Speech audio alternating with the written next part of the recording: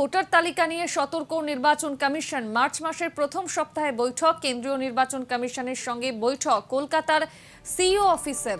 একই এপিক নম্বরে ভিন রাজ্যের ভোটার বিষয়টি নিয়ে জেলা শাসকদের সতর্ক বার্তা।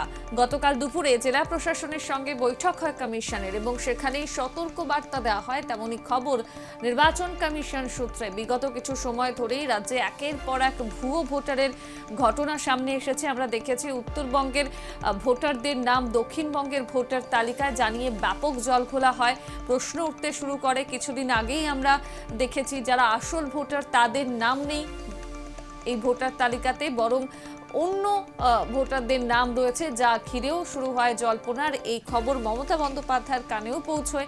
গতকাল নেতাজি ইন্ডোর স্টেডিয়ামের সেই মেগা বৈঠক থেকে ভুয়ো ভোটার নিয়ে মমতা বন্দ্যোপাধ্যায় তিনি সরব হয়েছিলেন এবং প্রশাসনকে যেমনভাবে তিনি সতর্ক করেন এবং তারপরেই কিন্তু এই যে বৈঠক গতকাল হয়ে গেল, সেখানেও একাধিক নির্দেশ দেওয়া হয়।